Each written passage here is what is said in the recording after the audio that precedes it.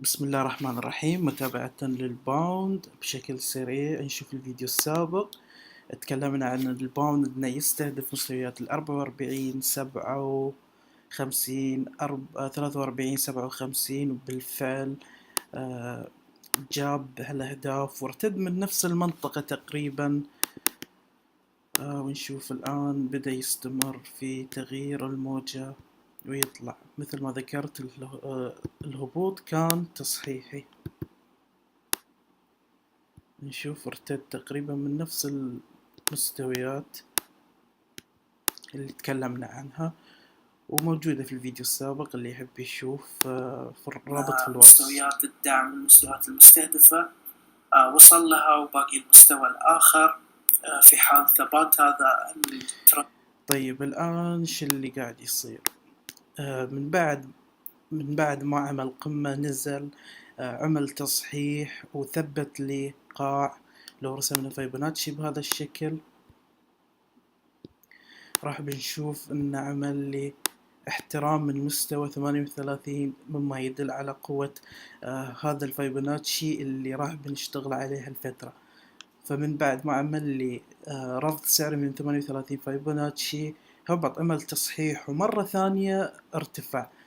واحنا لو حبينا نعرف ليش ارتد من هذه المنطقة، نرسم فيبوناتشي بهذا الشكل من القاع إلى القمة، وندخل على فريم أصغر، فريم الساعة.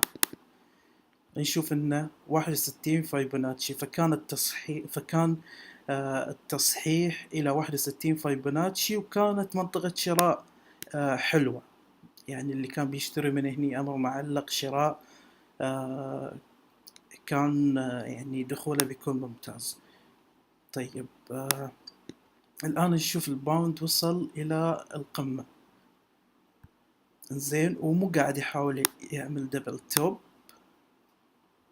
اوريدي احنا عندنا اهداف على الفريمات الكبيرة. قلنا ان الهبوط تصحيح، ولكن الاتجاه هو صعود.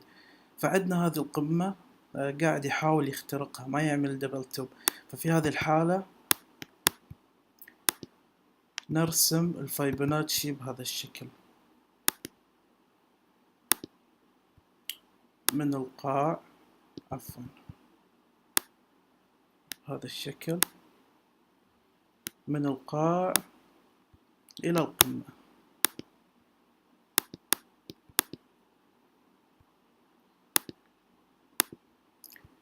بهذا الشكل. في حال أن تم إغلاق فوق هذه المستويات راح بيكون الاستهداف إلى 61 فيبوناتشي،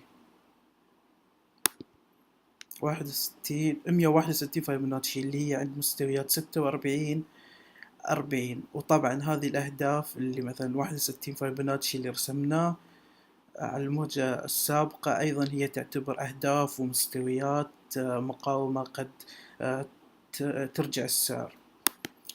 وهذا